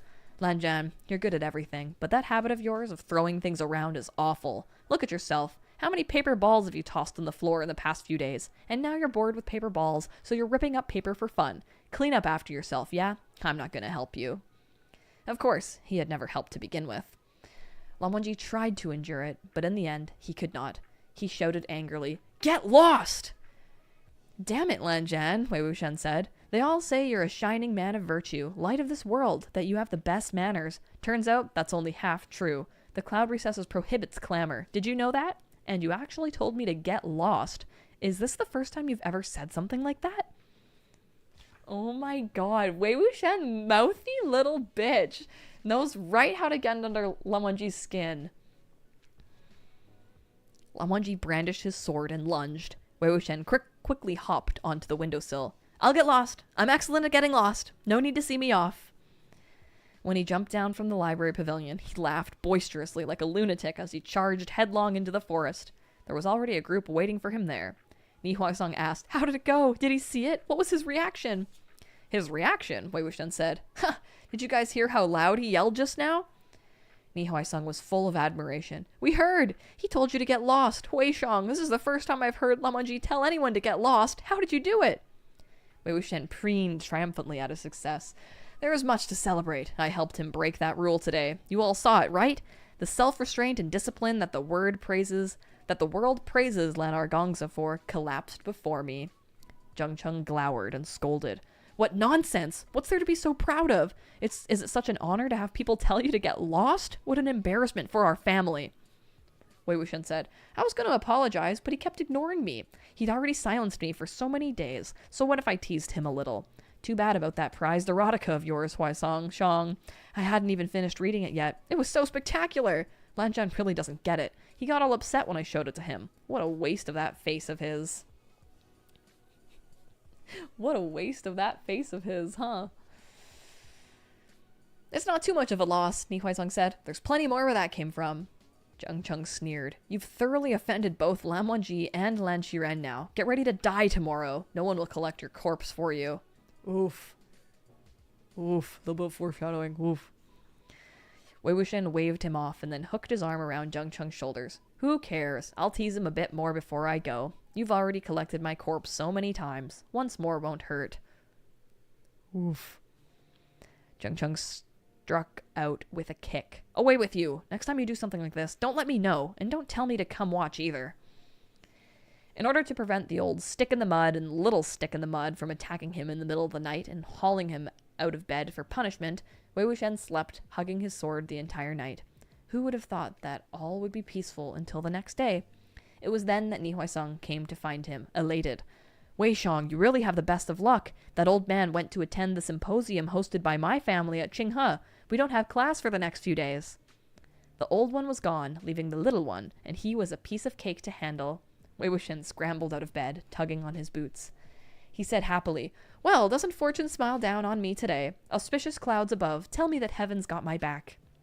On the side, Zheng Cheng was wiping his sword with the utmost care while he rained on his parade. You still won't escape punishment when he comes back. Why worry about what happens to us after we die? Let's just live freely while we're all still alive. I refuse to believe I can't find a couple little pheasants on this land mountain. The three strolled out, arms around each other's shoulders. As they passed by the Cloud Recess's reception hall, the Elegance Room, Wei Wuxian suddenly chuckled and stopped in his tracks. He said amazed, 2 little sticks in Lan Zhan's! A number of people emerged from the Elegance Room, but the ones leading the group were 2 young men. Their faces were of sculpted ice and refined jade, and they were clad in attire as white as snow. Even the tassels swaying from the hilts of the swords on their backs danced airily in the wind. It was only their demeanor and expressions that told of the difference between them. Wei Wuxian could immediately tell the one with the stiff face was Lan Wangji. This meant the gentle-looking one must be the other twin jade of the Lan clan, sobriquet Zewujian, courtesy name Lan Qichen. My boy! My favorite boy! Oh. Young Lan Qichen. When Lan Wangji spotted Wei Wuxian, his brows furrowed. He was practically shooting him a death glare, as if he'd be corrupted if he looked at him for a second longer. He moved his eyes to gaze in the far distance. Lan Qichen, on the other hand, smiled. And you two are? Zheng Cheng gestured in courtesy. Zheng Wanyan of Yunmeng. Wei Wuxian gestured in courtesy as well. Wei Wuxian of Yunmeng. Lan Qichen returned the greeting. Ni Huaisong squeaked, his voice soft as a mosquito's. Qichen Gaga. Lan Qichen said, Huaisong, I have recently returned from Qinghe. Your older brother was asking after your studies. How go things? Will you be able to pass this year? For the most part, yes, Ni Huaisong said. Ni Huaisong was like a wilted squash after frost, looking pleadingly at Wei Wuxian. Wei Wuxian grinned widely. Zewujian, where are you off to? To exterminate evil water ghosts, Lan Qichen replied. We are short on capable hands, so I returned to find Wanji. Lan Wangji said coldly, Shangzhang, no need to speak over much on the matter. Time is of the essence. Time is of the essence. Let us depart. Wei Wuxian quickly stopped him. Hold on, hold on, hold on. I know how to catch water ghosts. Zewu-jun, why don't you bring us along? Lan Qichen smiled but did not speak, and Lan Wangji said, It is against the rules. How is that against the rules? Wei Wuxian demanded. We're always catching water ghosts back at Yunmeng. Besides, it's not like there's school for the next few days.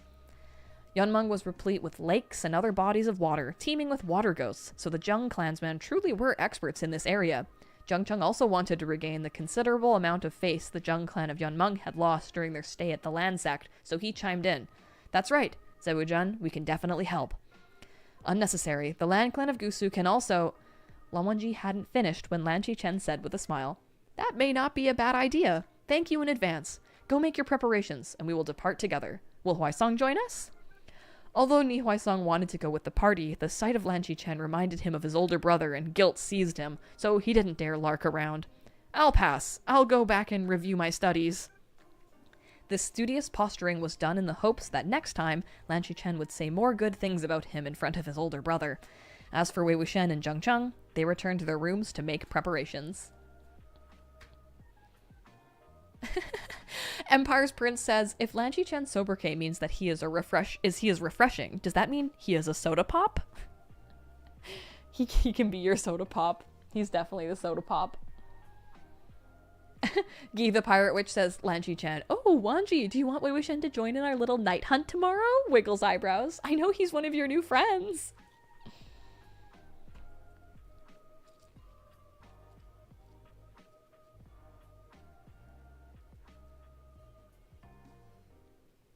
Nina says, reading again and listening with this amazing community is so much fun. I really forgot many details. Yeah, it is so much fun, hey?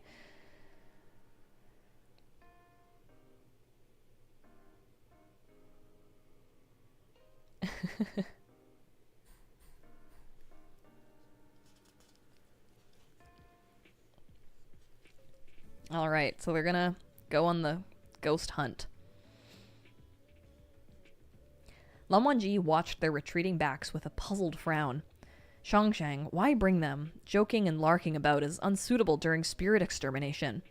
Lan Qichen replied, Sect leader Zheng's chief disciple and his only son both have a fair reputation in Yunmeng. They may not only know how to joke and lark about. Lan Wangji did not comment, but his face was written with a certain sentiment that could have said, I beg to differ. That's so cute. I love how Lan Qichen like, you know, they're shithead little boys here, but I've heard when it comes down to it, they're actually pretty good, like young masters. And Lan Wangji's like, okay, I warned you. Lan Qichen added, besides, were you not amenable to the offer of his company? Lan Wangji was dumbfounded. Lan Qichen explained, I only agreed because I saw you looked like you might want sect leader Zheng's eldest disciple to come with us. Lan Qichen! Oh my god, you bastard! He's literally like, yeah, I only said they could come because you clearly wanted Wei Wuxian to come, right? Oh my god. Before the elegance room, the silence was like frozen ice. It was a good moment before Lan Wangji said arduously, nothing of the sort. He wished to defend himself further, but Wei Wuxian and Zheng Cheng had already returned speedily, their swords on their backs. Thus, Lan Wangji had no choice but to remain silent, and the group mounted their swords and took off. Is he wrong? Oh my god, just getting called out like that. I love that. It's literally like... What's that dog where it's like the dog barks and it's like, what'd he say? Lucy's trapped in the well? Like, Lan Qichen has that special secret language of being able to read Lan Wangji. Even if Lan Wangji doesn't think he's emanating a certain aura or like giving away his emotions, Lan Qichen can read him like a fucking book. Lassie, yeah. Lassie Wangji. I think that's so cute that Lan Qichen knows. Ugh. Damn.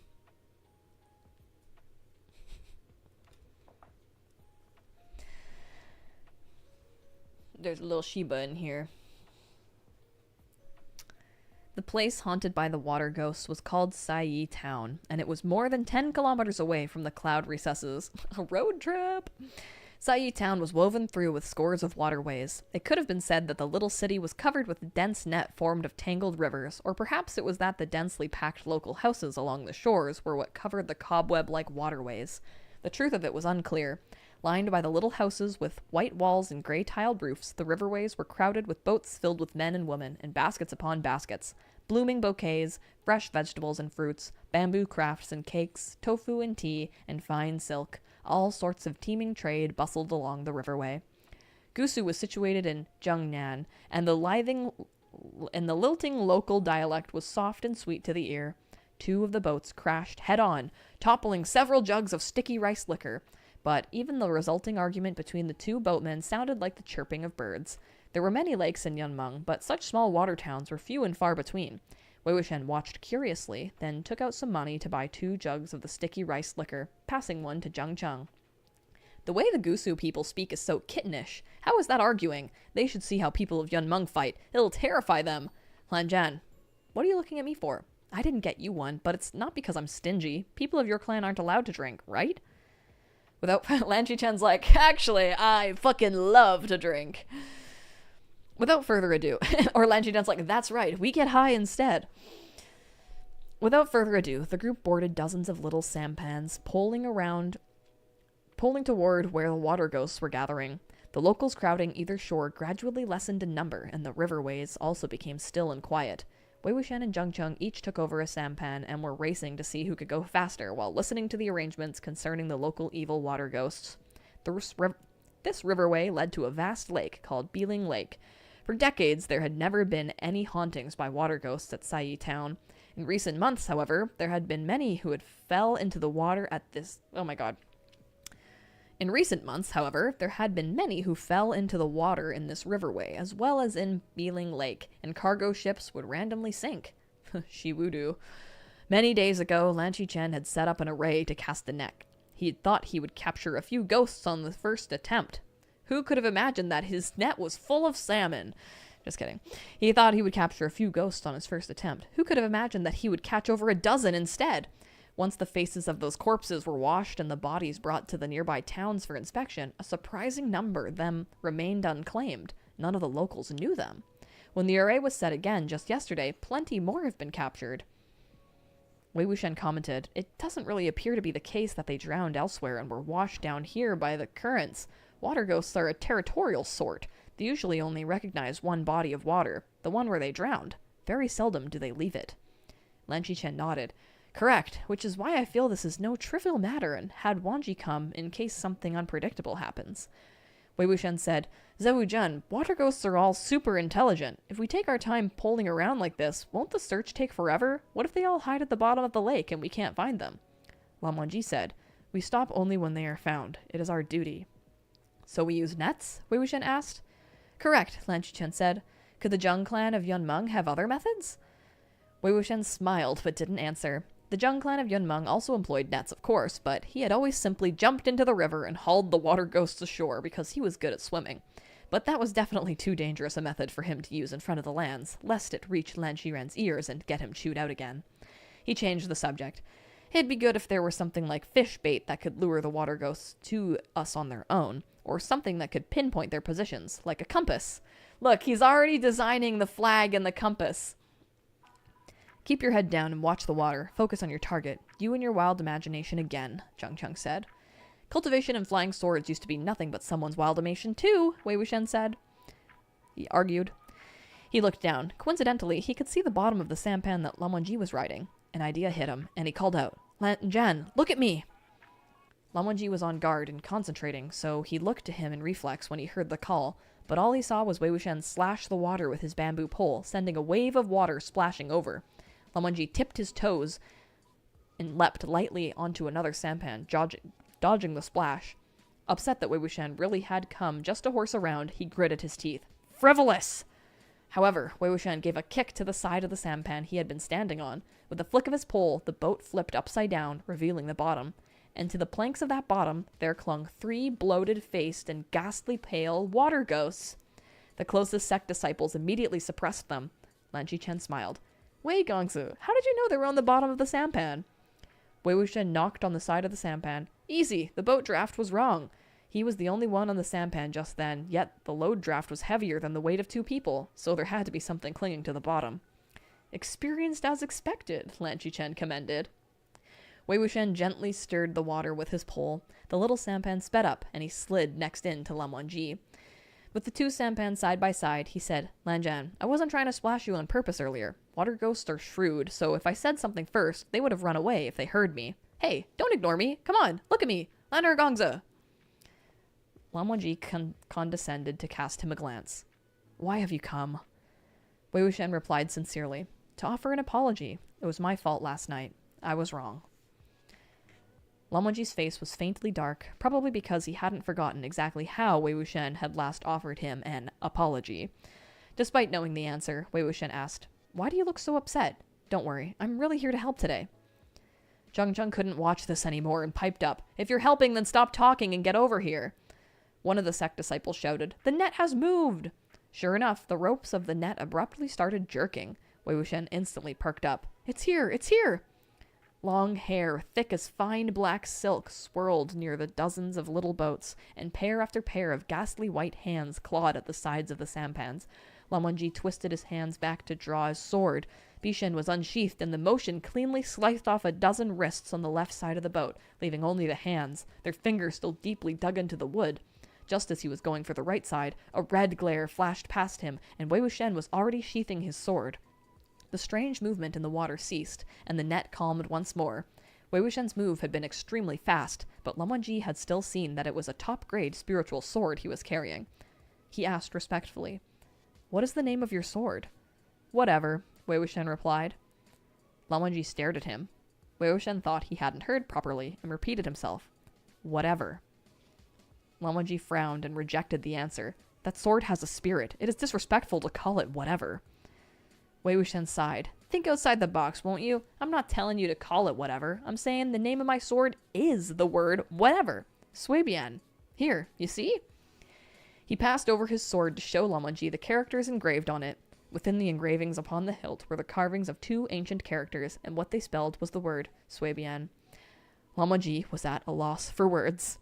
Wei Wuxian considerately explained, You don't have to say anything. I know. You must be wondering why I gave it that name. Everyone asks if there's a special meaning to it. To be honest, though, there isn't. It's just that when Zhang Shushu was bestowing the sword upon me, he asked what I wanted to call it. I thought of over 20 names at the time, and I wasn't happy with any of them. So I thought, why don't I let Zhang Shushu give it a name instead? So I responded with, whatever. Who would have figured that when the sword was forged and came out of the kiln, that would be the word on it? Zhang Shushu said, Since that's the case, let the sword be called Suibian. It's not actually such a bad name, don't you think?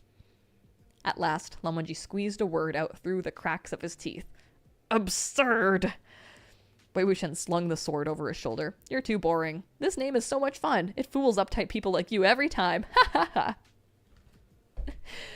ha! This kind of reminds me of how Shalian's communication array password is, recite the Ethics Sutra 10,000 times. You know, it's kind of like a little joke like that.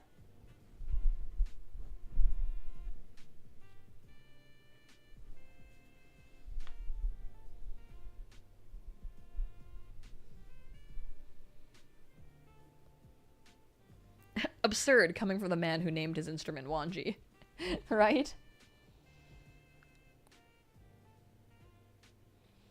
Not ice cream, there's just a concerning amount of trucks outside.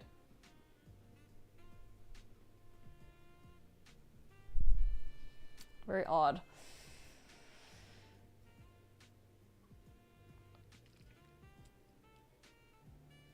CSL says, I don't know, I have feelings about Zhang Fengmian being given the honor of naming Wei Wuxian's sword and decides to do the joke, whatever. Yeah, Wei Wuxian takes it in stride, but of course he would.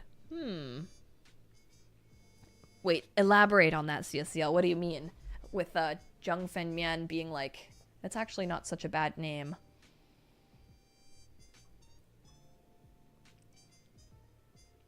We make fun of Wei Wuxian's naming sense, but he isn't even the one who named it technically.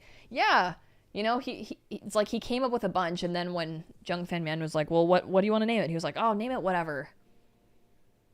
I feel like it was just kind of funny that happened. It is a very dad joke. Mama and ice cream man behind you.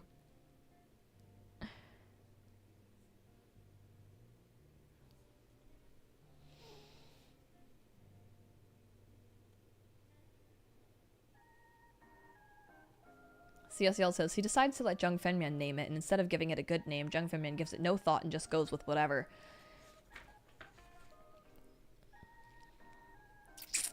It says, so I thought, why don't I let Zheng Shushu give it a name instead? So I responded with, whatever. Who would have figured that when the sword was forged and came out of the kiln, that would be the word on it? Zheng Shushu said, since that's the case, let the sword be called Suibian. It's not actually such a bad name, don't you think? Yeah. It's like, it's almost like he was kind of punishing him in a way, right? Like, oh, you're gonna tell me to name your sword whatever? We'll name it whatever then.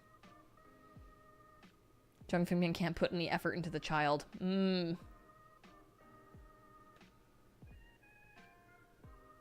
Interesting.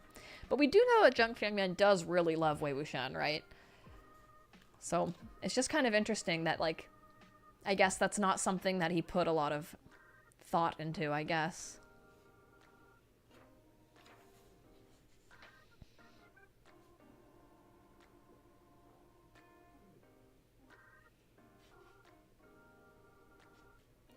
Yeah, it could kind of be a way to show that Zheng Fengmian and Wei Wuxian are the same and kind of being, like, a little bit not taking the rules too seriously.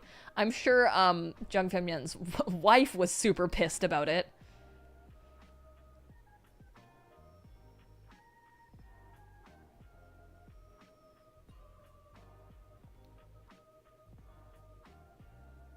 Yeah, it could be disappointing for sure. Like, I don't know, you name it whatever, and then you get the sword back, and it says whatever, and your dad's like, you said whatever. Kinda sucks. But also, you could think he would think it was whatever, like, you told me to call it whatever, so here it is, whatever.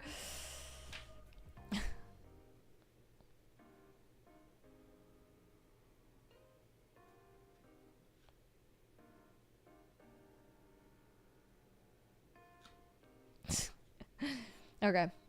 Wei Wuxian slung the sword over his shoulder. You're true boring. The name is so much fun. It fools uptight people like you every time. Ha ha. Just then, within the jade green lake, a long black shadow circled around the sampans and flashed past. Zheng Cheng had just finished cutting down the water ghosts on his side and was still scanning around to see if there were any left when he saw that black shadow. He immediately shouted, "It's come again!" Several Steck disciples pushed over with nets to pursue the black shadow in the water. Then another cry came from the other side. There's more here, too! On the other side, another vast black shadow sped past. Many sampans sped after it with nets, yet nothing was captured. That's weird, Wei Wuxian commented. The shape of the shadow doesn't appear to be human, and it's constantly changing form. Suddenly long, suddenly short, from big to small. Lan Zhan, on the side of your boat!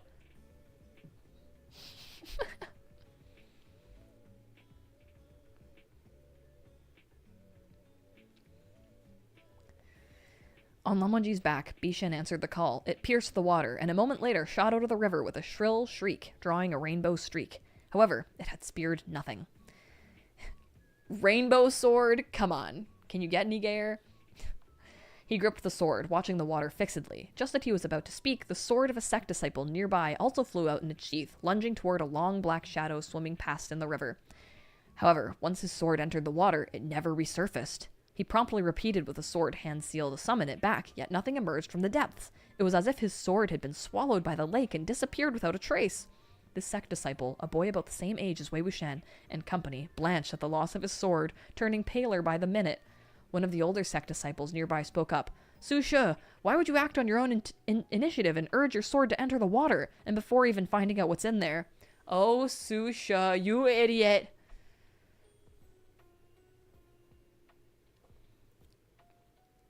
I saw Gongza also had sent his sword into the water. He realized before he finished just how foolish he sounded. No one could compare to either Lan Wangji or the sword Bishan. Lan Wangji could send his sword into the water when the enemy was still unknown and emerge unscathed, but others might not be able to say the same. Su She's pale face flushed with a tinge of embarrassment, as if he had suffered some sort of humiliation, and he stole a glimpse at Lan Wangji. Lan Wangji didn't look at him, however. He was staring intently at the water. A second later, Bishan flew out of its sheath once more. This time, the sword did not stab into the water. Instead, the tip flicked and lifted a black shadow that was leaping past. With a splash, a wet black lump crashed onto the deck. Wei Wuxian stood on his toes and peeked. It was a robe. Wei Wuxian laughed so hard he almost fell headfirst into the river. Lan Zhan, you're amazing! This is the first time I've seen a water ghost's robe get pulled off during a hunt. Lan Wangji concentrated on inspecting to see whether there was anything wrong with Bishan, seeming to have made up his mind not to converse with him. Zhang Cheng piped up. Shut up, you! It wasn't a water ghost swimming past below just now. Only a robe. Of course, Wei Wuxian saw the same, but he couldn't not tease Lan Wangji.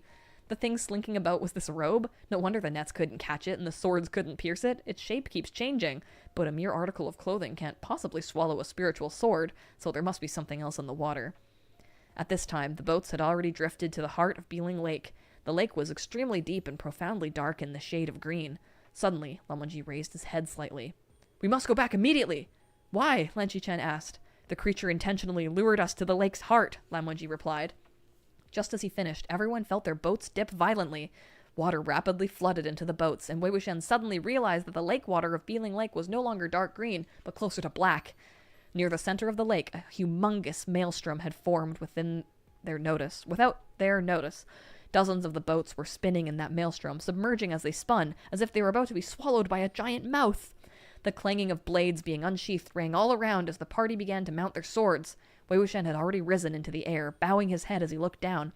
However, he saw that the boat deck of sect disciple Su She, who had sent his sword into the water, had already been swallowed by Beeling Lake. The waters over his knees. He appeared fully panicked, yet did not utter any cries for help, perhaps because he was too terrified. Without hesitation, Wei Wuxian bent down and reached out, seizing his wrist and dragging him up. With an extra person, the sword beneath his feet felt unexpectedly dipped, yet it continued to rise. However, it didn't climb for long before a sudden huge tug from Su She's side almost pulled Wei Wuxian off the sword.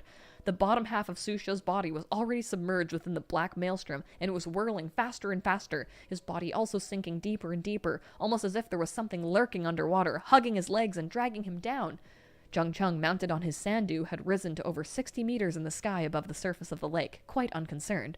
When he looked down, he charged back downward, quite upset. What are you up to now? The suction from within Beeling Lake was growing progressively more powerful. While Wei Wuxian's sword excelled in dexterity and agility, a lack of strength just happened to be its weakness, and it was forcefully pulled to lower and lower altitudes until it was close to the surface of the lake. Wei Wuxian steadied himself while yanking on Su She with both hands, shouting, "Somebody come help! If I can't get him, I'm gonna have to let go!" Suddenly, Wei Wuxian felt a tightening on his back collar, and he was lifted into the air. He twisted his head around and saw Lan Wangji had him single-handedly held up by the back collar. While Lan Wangji only gazed impassively in another direction, he was supporting the weight of 3 people all by himself. Even as he fought against the unknown creature in the lake, they were still steadily rising into the air. He's so fucking cool! Zhang Cheng was a little astonished. Had I rushed to grab Wei Wuxian earlier, I probably wouldn't have been able to rise so quickly and so steadily on Sandu. Lan Wangji is only around the same age as me. Right then, Wei Wuxian said, Lan Zhan, the strength of your sword is pretty powerful, huh? Thank you, thank you. But why are you grabbing me by the collar? Can't you just hold on to me? It's very uncomfy like this. I'll give you my hand. Just drag me. I do not touch others, Lan Wangji said coldly. Who's this others? We're so well acquainted now, Wei Wuxian said. We are not, Lan Wangji said. Wei Wuxian pretended to be hurt. Why are you like this? Zhang Cheng really couldn't stand it anymore and yelled, Why are you like this? When you're being dangled in midair by your collar, maybe talk a little less. The group speedily retreated from Beeling Lake on their swords and landed back on shore. Lan Wangji loosened his right hand's grip on Wei Wuxian's collar and composedly turned around to face Lan Qichen.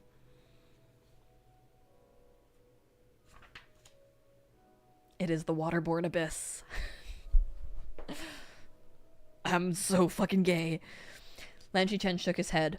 That makes things difficult, then. Wei Wuxian and Zhang Cheng understood the moment the name Waterborne Abyss was dropped. The most terrifying thing in Beeling Lake and this riverway wasn't some water ghost, but the flowing current within. Some rivers or lakes, due to terrain or currents, often capsized boats or drowned the living. As time went on, the water body itself would nurture a certain temper, not unlike a spoiled little miss who refused to go anywhere without extravagant clothes and gourmet food. Every so often, a cargo ship would capsize, or the living would drown as sacrifices to it. If there weren't any sacrifices, then it would seek out and create trouble to seize them on its own. The people local to Sai Town were expert swimmers and rarely experienced tragedies such as sunken boats or drownings, so it was impossible for a waterborne abyss to be nurtured nearby. Since the waterborne abyss had appeared here, there was only one possible explanation. It had been driven here from elsewhere. Once a waterborne abyss was formed, the entire water body could transform into a monster that was extremely difficult to exterminate. Unless the water was drained completely, unless everything and everyone beneath the depths was salvaged, and unless they were able to expose the riverbed and the light of the sun for several years. But that was practically an impossible task. However, there was a method that could temporarily alleviate the problem, albeit at the expense of others. That method was to drive it to another body of water to have it cause havoc elsewhere. Were there any areas disturbed by the waterborne abyss recently? Lan asked. Lan Chen pointed to the sky. He wasn't pointed at anything else. He was pointing at the sun. Wei Wuxian and Zheng Cheng exchanged a look, understanding dawning on them. The Wen clan of Qishan. Within the cultivation world were countless prominent clans, both big and small, littered throughout the land like stars. However, there was a colossus that towered absolutely above them all, and that was the Wen clan of Qishan. The family insignia of the Wen clan was the sun, symbolizing contend the sun's glory, commensurate the sun's longevity. Their cultivation residence occupied an immense area, comparable to that of a city, and word had it that night did not fall within its walls. Thus it was called Nightless Sky, and also known as the Nightless Immortal Capital. The clan was called a colossus because no matter the metric, its number of disciples, its power, its claim to land, its spiritual devices, it was a head and shoulders above the rest, and none could compete. Quite a number of cultivators thought about the greatest of honors to be a guest cultivator of the Wen clan, and based on the Wen clan's usual standards of conduct, it was extremely likely the waterborne abyss of Sai Town had been driven here by them. Although the origin of the water spirit was now known, everyone fell silent. If this was the doing of the Wen clan, then it would be pointless. No matter how much they were accused or condemned, the clan would not admit to it to begin with, and would offer no reparations regardless. A sect disciple complained indignantly. Their clan driving the waterborne abyss here is going to cause serious trouble for Sai Town. If the waterborne abyss grows and invades the waterways of the town, so many people's livelihoods will be at the whim of a monster. It's really so...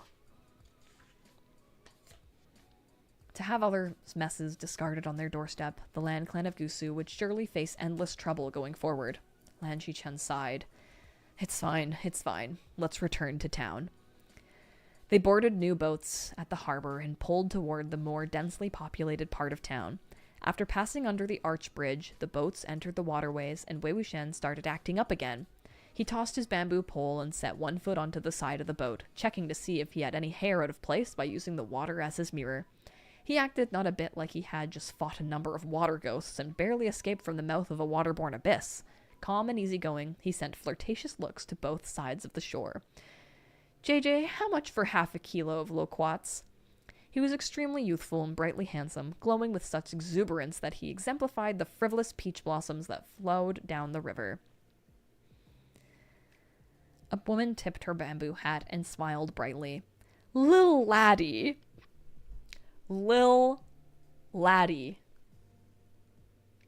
Oh, to be called Lil laddie. Visual J says, I got my red string mug this weekend. I'm using it now. Oh, yay. I'm so glad. Thank you so much for purchasing one. Lil laddie. Gusu is actually Irish.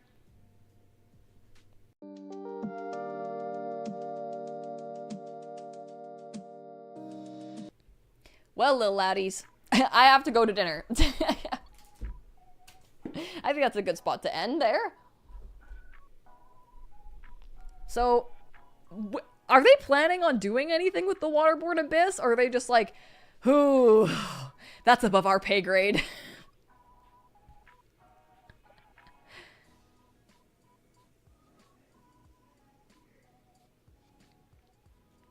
Sorry guys, my dad was, he didn't know I was streaming, so he was trying to talk to me. So I quickly had to click this end screen.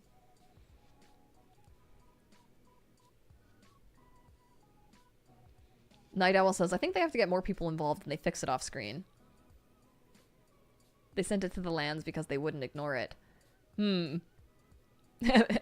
Chen's like, I don't get paid enough for this. Okay, they do take care of it later. Okay.